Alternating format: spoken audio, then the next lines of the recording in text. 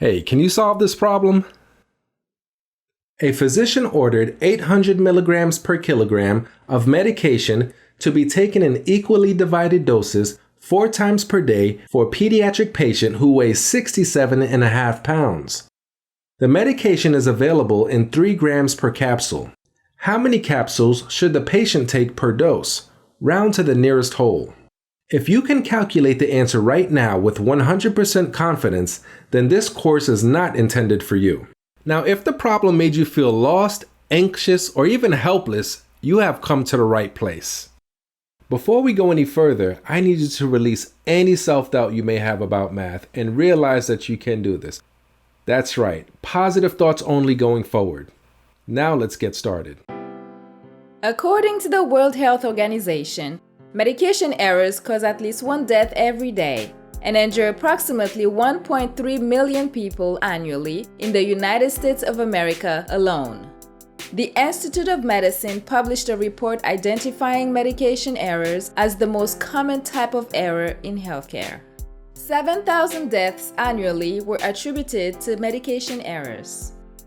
A study published by the Archives of Pediatrics and Adolescent Medicine revealed that errors in decimal point placement, mathematical calculation, or expression of dosage regimen accounted for 59.5% of dosage errors.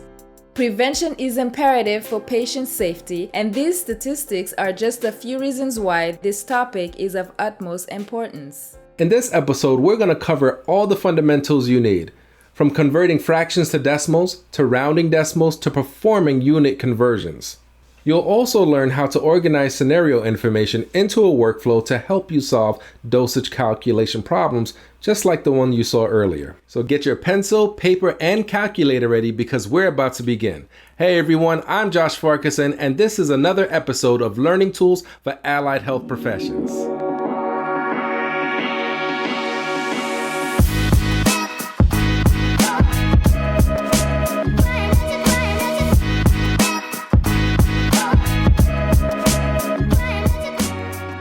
Let us begin with converting fractions to decimals. To convert a fraction to a decimal, such as 5/8, you will divide the numerator on top by the denominator on the bottom. 5 divided by 8 equals 0.625. Now you try. Convert the following fractions to decimals. You will use the answers in the next activity, so be sure to write them down. The answer will appear in 3 seconds, so press pause for some time to answer.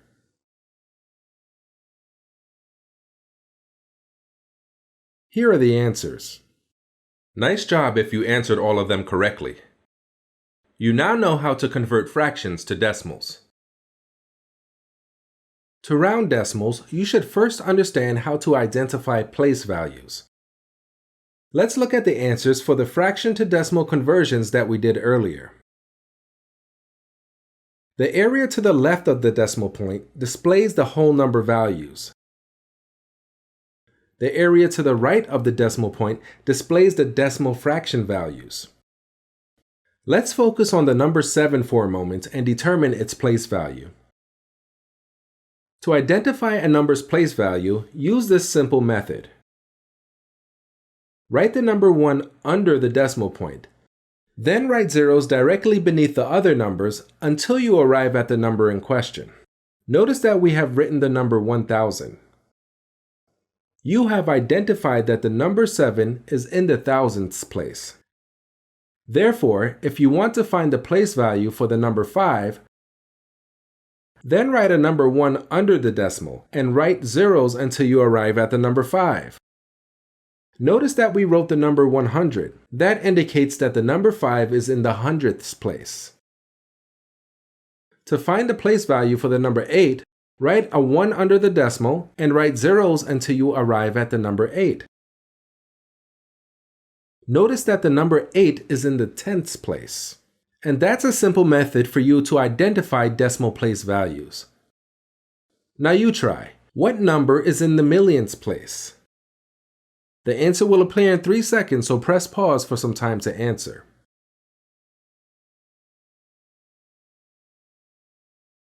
A million has 6 zeros, so if you answer 2, you are correct. Great job.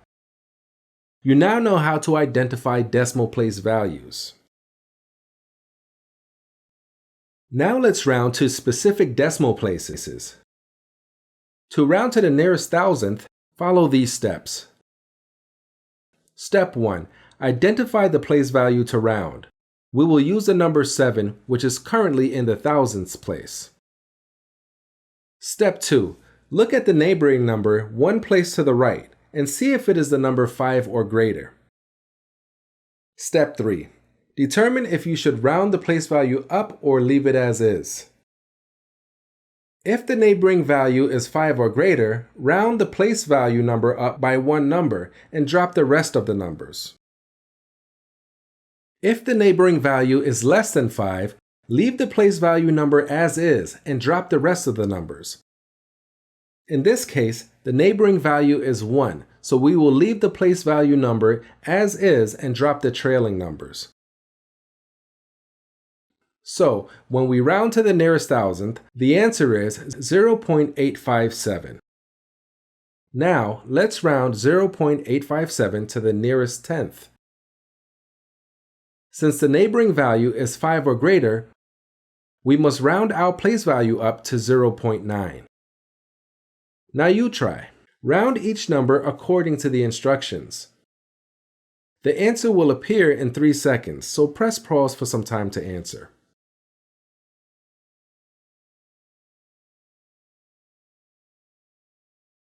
Great job if you answered all of them correctly. You now know how to round decimals to the nearest thousandth, hundredth, tenth, and whole unit. Now let's move on to unit conversions using dimensional analysis. To perform unit conversions, we will use conversion factors. A conversion factor is an expression representing the relationship between units. They allow us to convert from one unit to another unit. Conversion factors often come from charts such as the International System of Units or SI chart. Conversion charts include various measurement systems such as the metric, apothecary, and household systems. Here are some examples of conversion factors from the SI charts that we will use in this lesson. Additionally, you can create conversion factors from scenarios. For example, if a scenario states that a medication contains 2,000 milligrams per tablet, you should realize that the statement represents a relationship between milligrams and tablets. We can use the relationship to create a conversion factor of 2,000 milligrams equals 1 tablet. Does that mean all tablets are 2,000 milligrams? Of course not. It is specific to the context of the scenario. There are also times when the information you need may not be readily available. In such cases, you may need to rely on your memory to create conversion factors and solve the problem. For example, imagine a scenario stating that a patient must take the prescribed medication every 6 hours. Then ask how many times per day the patient should take the medication. Based on your memory, you can create the conversion factor of 24 hours equals 1 day to help you solve the problem. Remember, if there's a relationship between units, you can use that relationship to form the necessary conversion factors to convert between units. Now that you are familiar with the purpose of conversion factors and their potential sources, let's use them to solve some unit conversion problems. Let's take a closer look at how conversion factors work. For conversion factors to be useful, the first thing we need to do is set them up as fractions. For example, you can write the conversion factor 1,000 micrograms equals 1 milligram as a fraction in 2 ways. You can write it as 1,000 micrograms over 1 milligram, and the flipped version of 1 milligram over 1,000 micrograms. Since the relationship is equivalent, you can read it as 1,000 micrograms equals 1 milligram and 1 milligram equals 1,000 micrograms. From this point on, we will refer to the fractions as conversion tools. Therefore, from one conversion factor, we can create 2 conversion tools. A conversion tool allows us to link starting units to desired units when solving unit conversion problems. You will discover how this works in the next lesson. As for now, your main goal is to know how to create 2 conversion tools from 1 conversion factor. Now you try. Create 2 conversion tools from each of the following conversion factors. Write your answers down because we will use them in the next lesson. The answer will appear in 3 seconds, so press pause for some time to answer.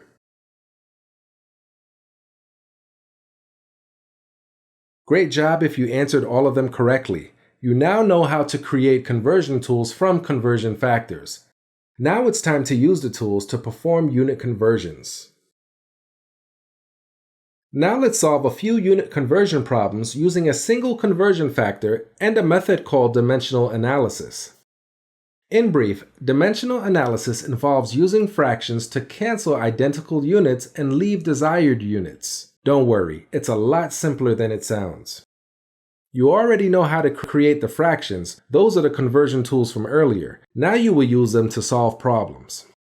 Knowing how to select and set up the conversion tools within the structure is key to your success in solving unit conversion problems. The goal is to cancel the starting units so that the desired units remain in your final answer. Let's use the structure to solve this problem. Here we have 0.575 milligrams equals a certain number of micrograms.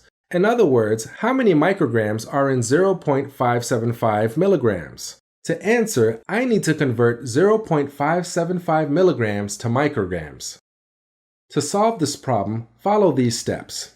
Step 1. Identify your starting unit. Ask yourself, what is my starting point? I see that I have 0.575 milligrams, so that means my starting unit is milligrams.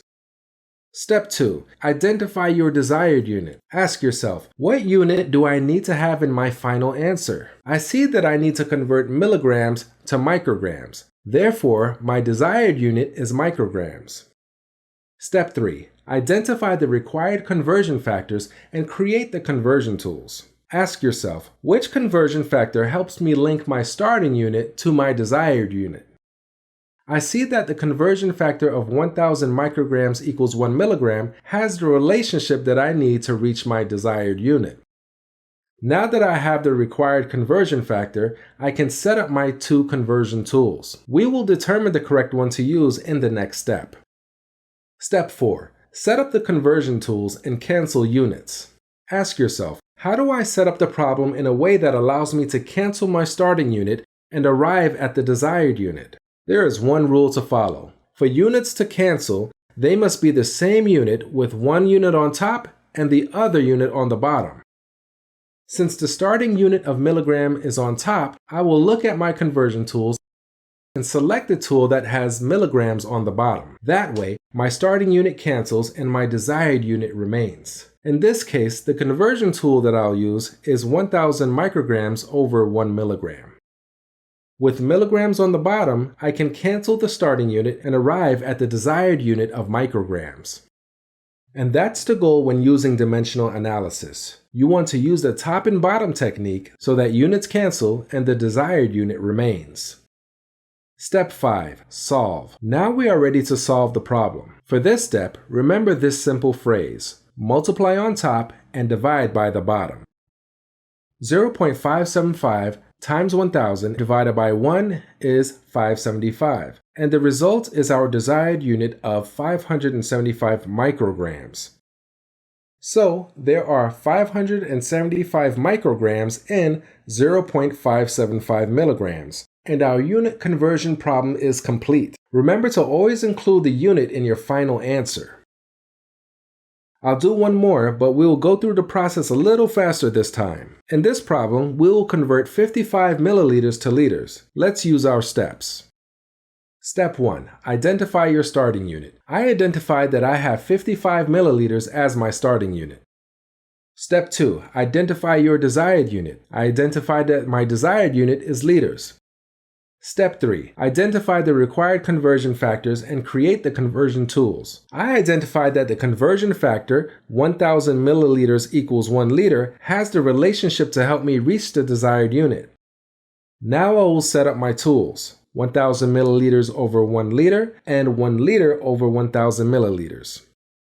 Step 4. Set up the conversion tools and cancel units.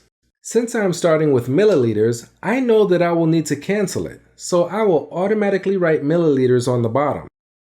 Then I will look at my conversion tools and select the option that has milliliters on the bottom, 1 liter over 1000 milliliters. Then I will cancel my units out and solve.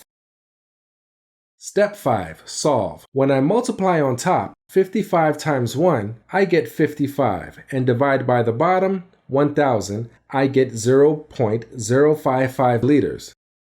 So there are 0.055 liters in 55 milliliters, and our unit conversion problem is complete. Now you try. Solve the unit conversion problems. Refer to the 5 steps and the conversion chart for assistance. The answer will appear in 3 seconds, so press pause for some time to answer. Here are the answers. Great job if you answered all of them correctly. You now know how to perform unit conversions using a single conversion factor. Next, you will learn how to perform unit conversions using multiple conversion factors. In this lesson, you will discover how to use dimensional analysis with multiple conversion factors. You will learn 2 methods for applying the 5-step process. You'll learn the one conversion at a time method, then the multi-step conversion method. Let's begin with the one conversion at a time method. We will convert 50 grams to pounds using the information provided in the chart. Step 1. Identify your starting unit. I have identified that grams is my starting unit. Step 2. Identify your desired unit. I have identified that my desired unit is pounds. Step 3. Identify the required conversion factors and create the conversion tools. Based on the information in the chart, there is no single conversion factor that will allow me to convert grams to pounds directly. So that's a signal to me that I will likely need more than one conversion factor to reach my goal. My strategy is to first check if any of the items have the starting unit of grams. I see that 1000 grams equals 1 kilogram contains my starting unit. This factor will allow me to go from grams to kilograms. I now need to see if there's another factor that will help me go from kilograms to pounds. I see that 1 kilogram equals 2.2 pounds will help me achieve my goal. Now I have an overall strategy. First, I need to convert grams to kilograms. Then I will convert kilograms to pounds. We will do one conversion at a time. For the grams to kilograms conversion, I'll use a conversion factor of 1000 grams equals 1 kilogram and set up my conversion tools 1000 grams over 1 kilogram and 1 kilogram over 1000 grams. Step 4. Set up conversion tools and cancel units. Since I'm starting with grams, I know I'll need to cancel it, so I'll automatically write grams on the bottom. Then I'll look at my conversion tools and select the option that has grams on the bottom, 1 kilogram over 1000 grams. Step 5. Solve. I will cancel my units and solve.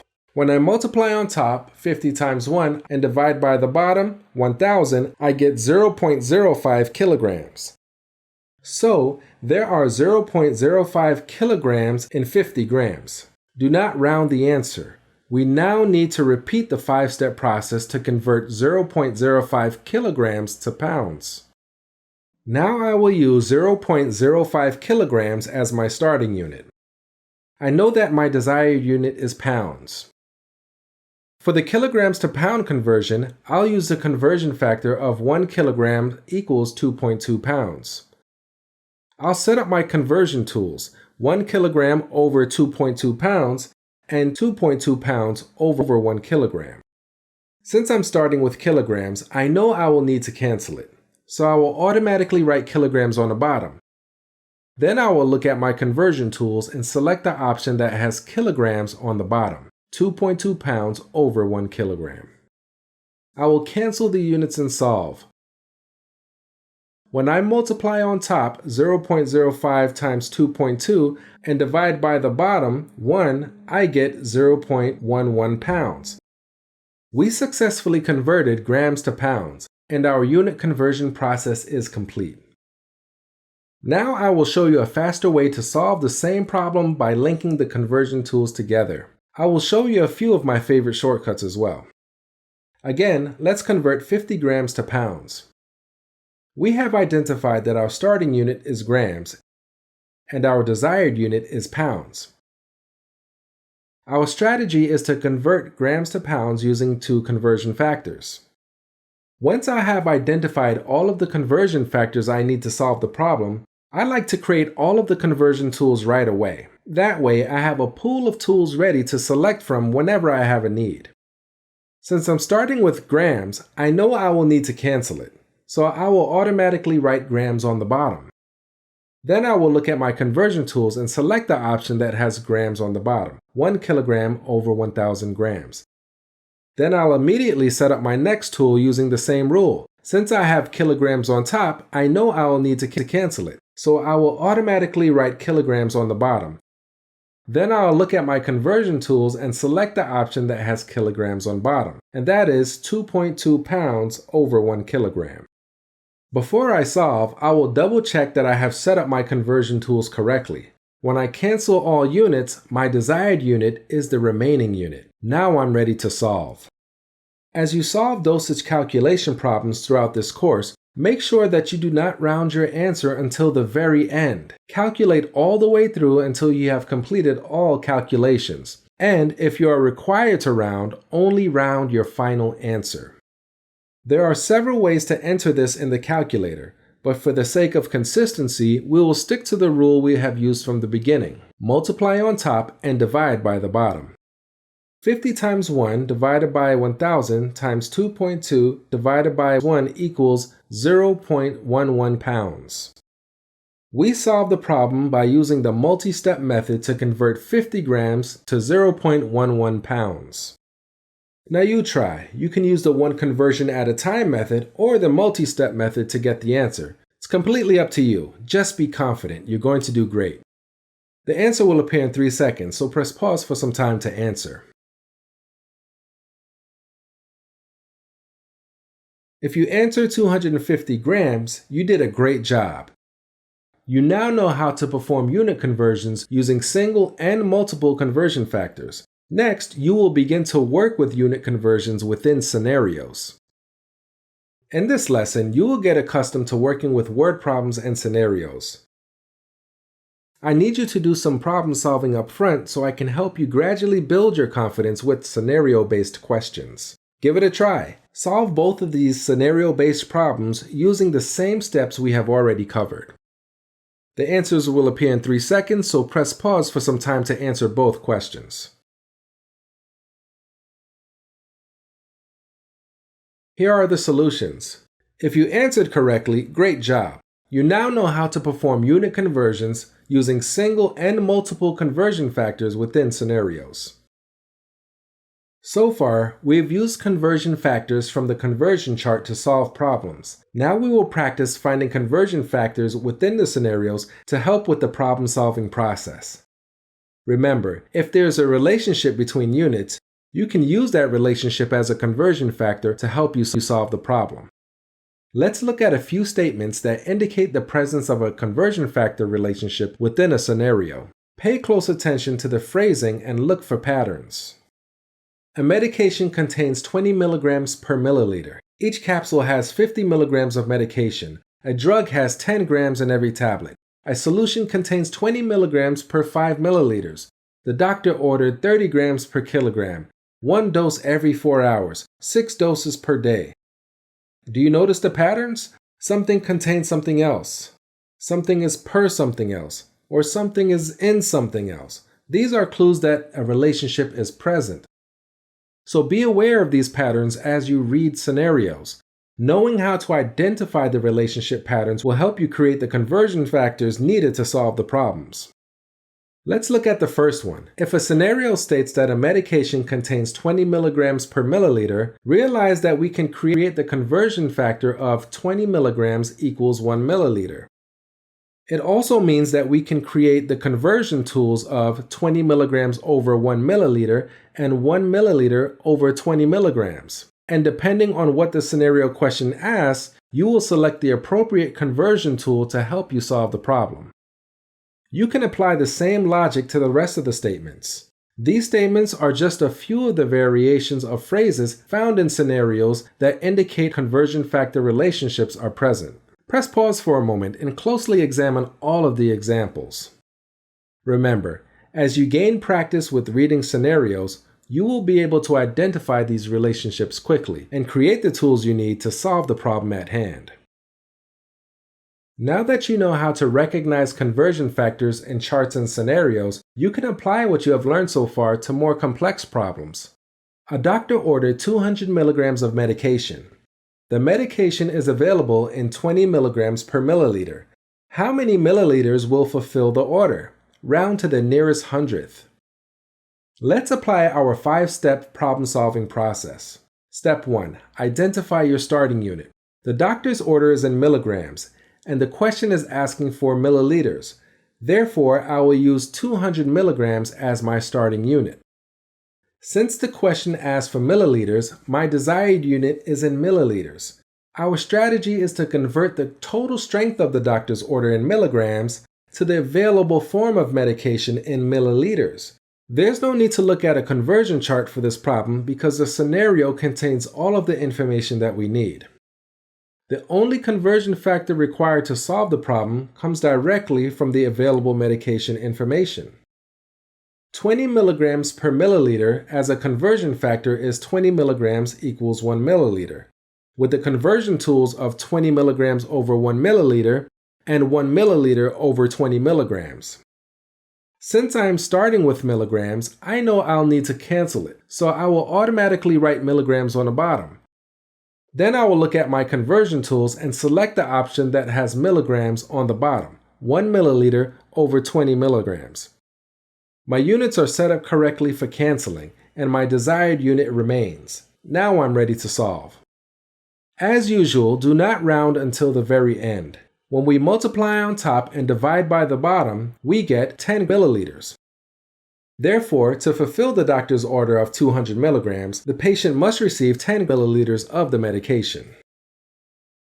Now you try. The physician ordered 500 milligrams of medication. The medication is available in 200 milligrams per 1.5 liters. How many liters will fulfill the order? Round to the nearest hundredth. The answer will appear in 3 seconds, so press pause for some time to answer the question. 3.75 liters is the answer. If you answered correctly, great job! You now know how to perform unit conversions using conversion factors from the chart and scenario. In this lesson, we will apply what you have learned so far towards solving a weight-based scenario.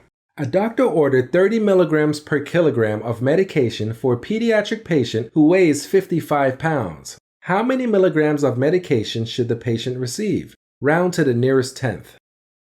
Let's use our process and multi-step method to solve this problem. The medication order depends on the patient's weight. Therefore, we will use the weight as a starting point. So pounds is our starting unit. Since the question asks for milligrams of medication, we will use milligrams as the desired unit. Here's our strategy. We see that the patient must receive 30 milligrams for every kilogram of body weight. However, the weight of the patient is in pounds. Therefore, we must convert pounds to kilograms. Then we'll be able to find the total amount of medication in milligrams that the patient requires. Your conversion factors will come from 2 sources. To convert pounds to kilograms, you will use 1 kilogram equals 2.2 pounds from the conversion chart. To find the total milligrams based on the patient's weight, use the order from the scenario to create a conversion factor of 30 milligrams equals 1 kilogram. Let's quickly create the conversion tools. Set up the conversion tools in Cancel. Since I'm starting with pounds, I know I'll need to cancel it, so I will automatically write pounds on the bottom. Then I'll look at my conversion tools and select the option that has pounds on the bottom, 1 kilogram over 2.2 pounds. I will immediately set up my next tool using the same rule. Since I have kilograms on top, I know I will need to cancel it, so I will automatically write kilograms on the bottom. Then I will look at my conversion tools and select the option that has kilograms on the bottom, 30 milligrams over 1 kilogram. Before I solve, I will double check that I have set up my conversion tools correctly. When I cancel all units, my desired unit is the remaining unit. Now I'm ready to solve. When we multiply on top and divide by bottom, we get 750 milligrams. The final answer does not require rounding, so we will leave it as is. There is no need to add a 0.0 because it raises the chances of making a mistake by placing the decimal in the wrong area and having more numbers than needed. We want to keep our answer in the most accurate and simplified form as possible. Now you try. Solve this problem.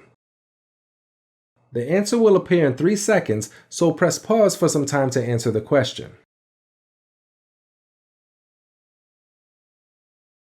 Here's the answer. If you answered correctly, great job. Next, we will focus on dose frequencies in scenarios.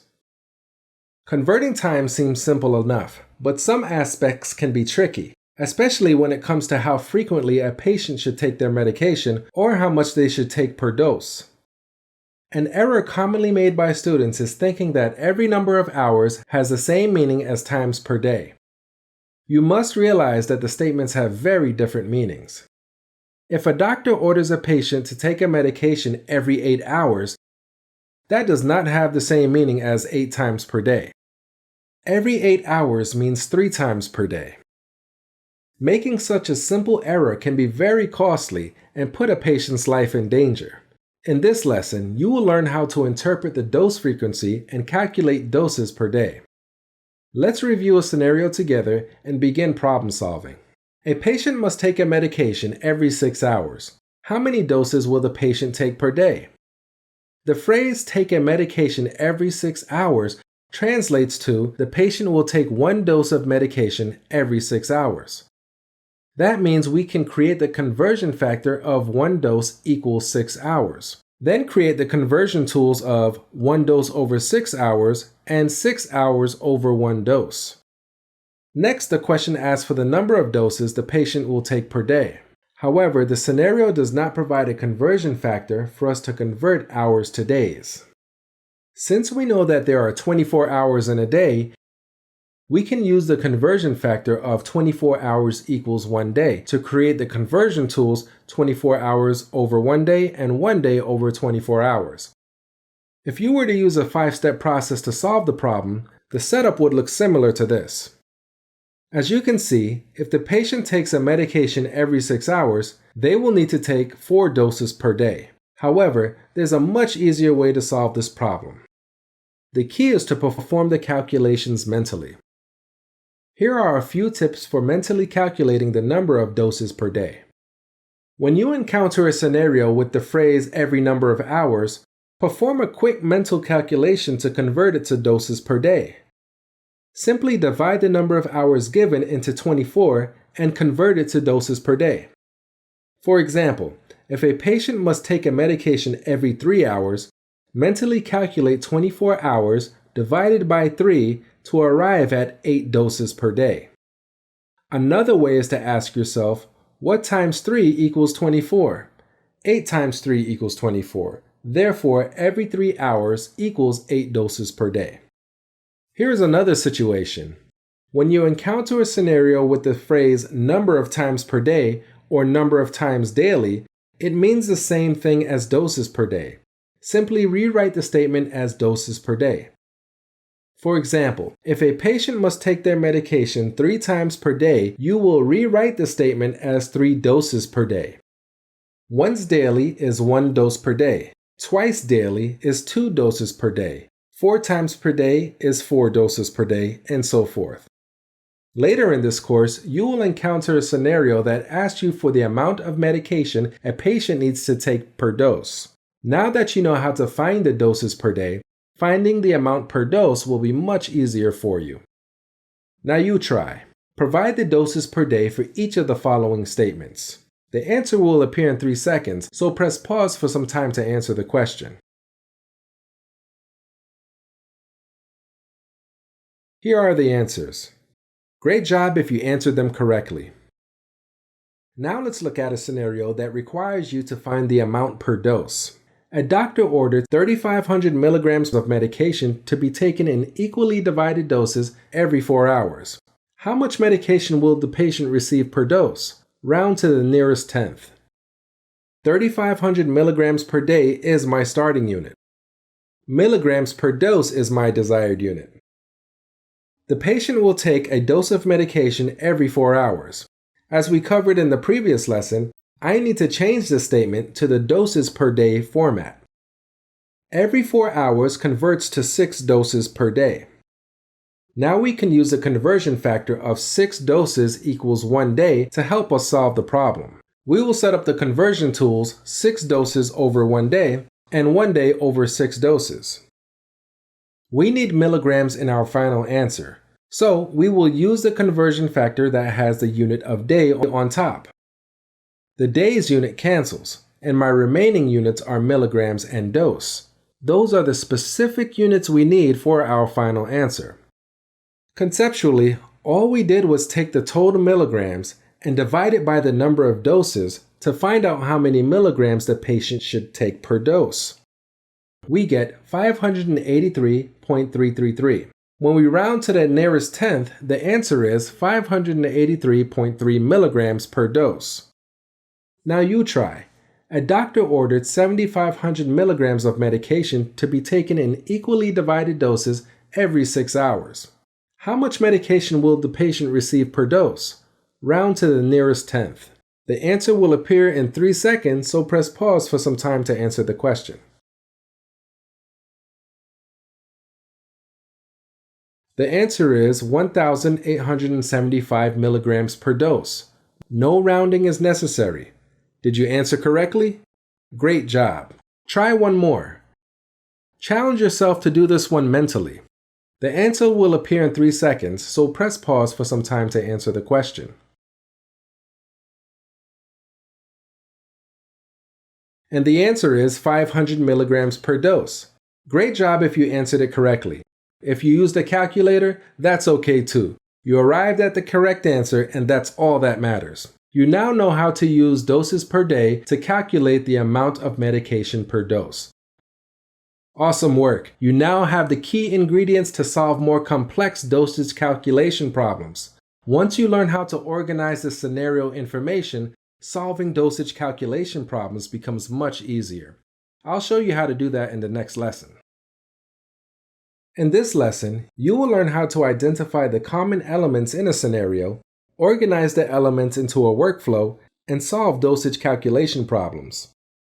The common elements in dosage calculation scenarios include the physician's medication order, the available medication, dose frequency, and the question to answer. I will refer to these elements as order, available, frequency, and question going forward. This arrangement of the common element categories also represents the workflow that you will use to perform the calculations. You will begin with the order category and end with the question category. From this point forward, we will use the fictitious drug name Curolizoft in the scenarios. That way, we can place our complete focus on performing calculations.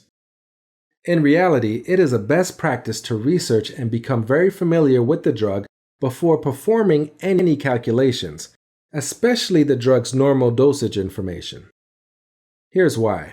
Imagine if the normal dose of the drug is 2 tablets, and your calculation results in 20 tablets. That is a red flag. But because you did your research, you'll know right away that recalculation is necessary, so always take the time to become familiar with the drug before performing any calculations. Additionally, there are infinite possibilities for how scenarios may present information. So incorporating every possible circumstance just isn't feasible. So my goal for this lesson is to help you think through the overall process and establish a foundation for solving these types of problems.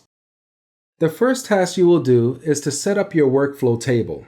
At the top of your page, create 4 columns labeled Order, Available, Frequency, and Question. Now let's review the scenario completely, then categorize the information into the workflow. The physician ordered 700 milligrams per kilogram of Curolizoft to be taken in equally divided doses 4 times per day for a pediatric patient who weighs 77 pounds. Curolozoft is available in 3 grams per tablet. How many tablets should the patient receive per dose? Round to the nearest whole. Now let's categorize the information. As we read the information, we will plug it into the appropriate areas of the workflow. 700 milligrams per kilogram is part of the physician's order. 4 times per day is part of the frequency. Remember that 4 times per day is the same as 4 doses per day, so we can rewrite it to state doses per day from now. Since the order is for a patient who weighs 77 pounds, we will place 77 pounds in the order category. 3 grams per tablet belongs to the available category. The question asks for tablets per dose and to round to the nearest whole. Make sure to include rounding requirements in the question category. Now that we have our workflow set up, we can use it to begin problem solving. Let's focus on the order category.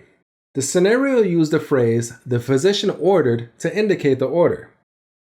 You may see other phrases that describe the order, such as drug order, medication order, physician's order, doctor's order, or something similar.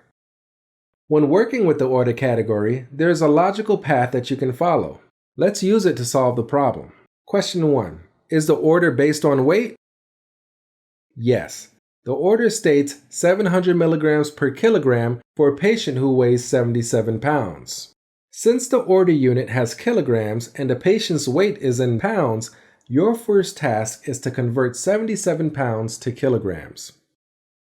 You may now convert 77 pounds to kilograms. You know how to do this, so be confident. The answer will appear in 3 seconds, so press pause now.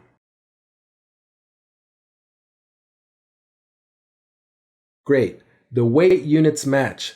Now you can use the patient's weight in kilograms to determine the total strength of the physician's order.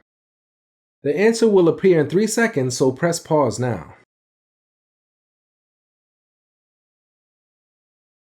Great, so far you found the total strength of the physician's order based on the patient's weight. Now you can proceed to order question 2. Question 2. Does the unit of strength in the physician's order match the unit of strength in the available medication? The answer is no. The unit of milligrams in the physician's order does not match the unit of grams in the available medication. Therefore, you will need to convert the order to grams. You may now convert 24,500 milligrams to grams. The answer will appear in 3 seconds, so press pause now. Great job! So far, you figured out that based on the physician's order, the patient should receive 24.5 grams of the available medication. Now that the unit of strength in the physician order matches the unit of strength in the available medication, you can proceed to the available category in our workflow.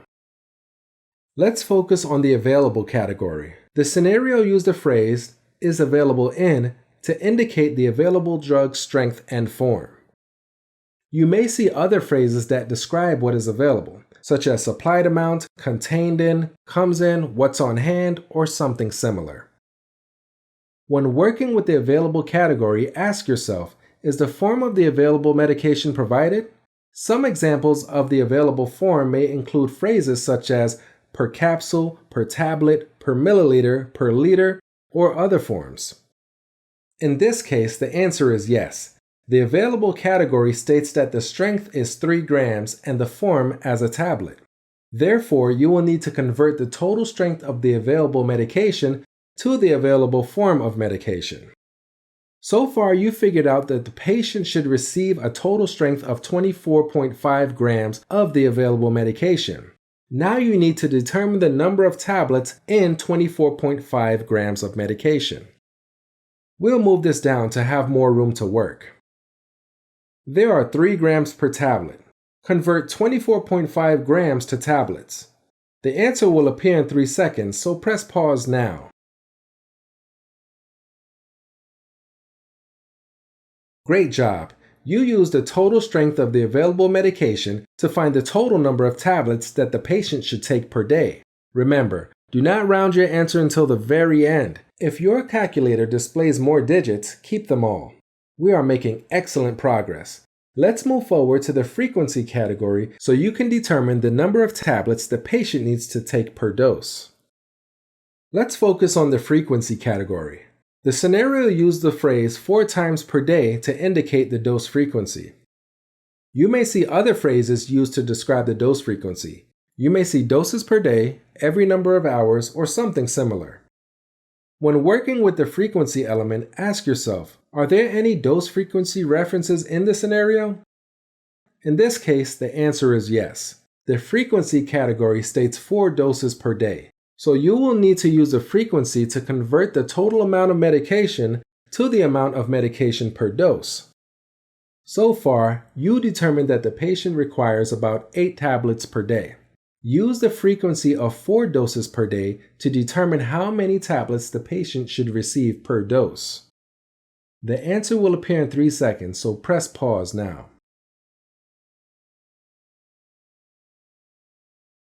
Great job! You divided by 4, you have the units of tablets and doses remaining in your conversion setup, and you determined that the patient should receive about 2 tablets per dose.